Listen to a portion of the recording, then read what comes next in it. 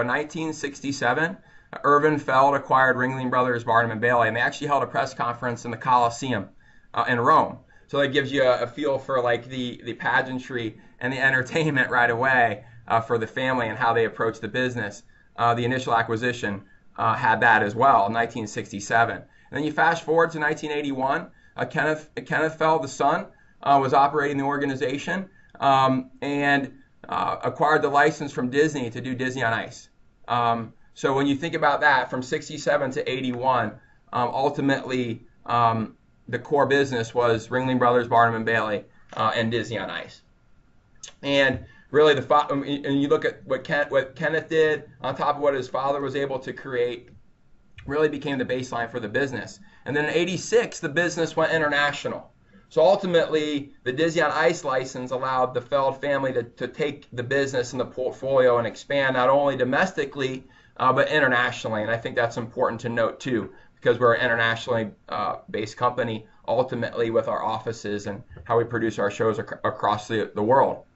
In 2008, Kenneth acquired Live Nation Motorsports, which was the motorsports portfolio, which primarily is Monster Jam and Supercross.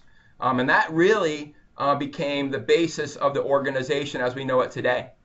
So from 67 to 2008, the company really evolved and changed, not only through the properties that it promoted, but through acquisition and expansion. And then in 2013, we launched Marvel Universe Live, which was our first forte into another brand under the Disney umbrella, because Disney had acquired a Marvel, which allowed us to tap into the Marvel brand and everything that brings with it from an excitement and a consumer perspective, and to expand the business even further. And then between 2014 and now, the biggest change ultimately, or the biggest opportunity, is our relationship with NBC Universal, which has allowed us to expand into the Jurassic World brand, and we're launching that arena tour here in the fall in September of 2019. So all in all, the company has changed a lot and has really evolved in the entertainment space that it is, and primarily the family entertainment space. And I think just to give you guys a little sense of what that means, I mean, right now, we entertain 30 million people in 75 countries on 6 continents. You know, so it's really, I think, ultimately a lot bigger than people think, because our brands are the forward-facing part of the organization, not necessarily Feld Entertainment as a brand. So hopefully that helps give a little more perspective about who we are and what we do.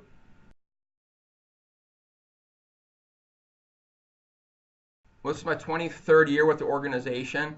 You know, you're right. I think ultimately everything you just said in terms of how the industry has changed, sports, live entertainment, for me, really starts with the customer journey, right? And ultimately, you know, how do we reach them? How do we price them? What's the value associated with that? What's the access to our talent in terms of not only you know, upsell opportunities to pay a little bit more, but what do they get just through their natural access in terms of our event?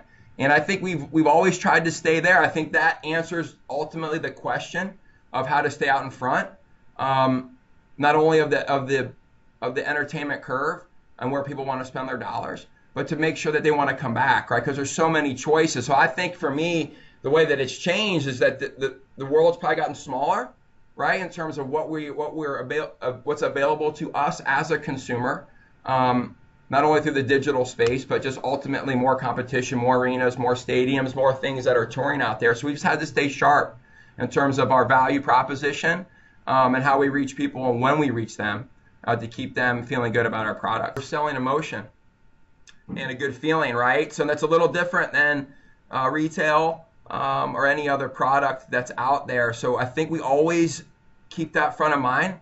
The family certainly does in terms of Kenneth. And now we're into our 3rd generation of leadership, which is probably something that we could touch on later. It would probably be more specific to the initial question, but that focus in terms of live event production, the customer experience, selling the emotion, not only through the kids, but up through the adults, right, ultimately lends itself to this becoming a generational thing for families.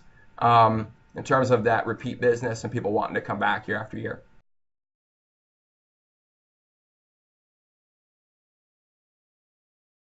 The digital world has changed everything for us from an advertising perspective, no question. Just to suggest otherwise would probably be a little naive, right? So we've really had to change everything we've done in terms of approach on the local level. And really, I think the digital space continues to evolve. So when I say that, we're evolving almost daily in what we're able to do with our partners at Google and Facebook and Instagram and down the line, because their systems are changing so much that we have to be able to change with them, not only from a creative perspective, but from a content perspective, what we're delivering and when and how it looks and how meaningful it is. Just given how people's attention these days is a bit more limited in terms of how much we receive, right? So, I mean, to say that on a broad level, that's what we've done. I think on the local level, spends have mirrored that. So we've reached probably 30 to 40% of our local budgets, because we're a local business. Even though we're a nationally and international touring-based company, we still have to do our business locally. And ultimately that affects those plans. So that's where we've seen the change in terms of investment. And then how you adjust from that and still maintain your local partnerships, right? The people behind your local radio stations and television stations still have local impact that can help us sell tickets. So we just had to kind of balance that and test things and do things a lot differently, Dale, over time. And we continue to evolve. This is the 23rd year for the Las Vegas finals, for the Supercross finals to take place at Sam Boyd. And I've been there since the first one in '97, and to see it now, the one thing that hasn't changed is that partnership feeling at the stadium, and the people that we work with, not only in the stadium but within the city. And right, like, you don't have a 23-year partnership without that being the baseline of everything that you do. It's all started there. So we've grown there. There's been changes to the stadium. A lot of the changes have been made to try to help us grow with our business curves and our arcs in terms of growth. So it's really been an incredible run. I mean, I really don't think there's really been much else like it. Certainly not in the motocross world in terms of championships. It's been an incredible run. I mean, I think people love everything about it. The stadium's intimate. The space out at Sam Boyd has been fun for us to utilize in terms of our footprint and what we're able to do out and around the stadium. And then Vegas brings everything with it that people have clearly enjoyed. So we sell tickets from a variety of states and countries for the finals, and I think it's all because of the entertainment value, the city, the experience at the stadium, and what our partnership through UNLV and the Thomas & Mack and Sam Boyd Stadium has brought to the table for that.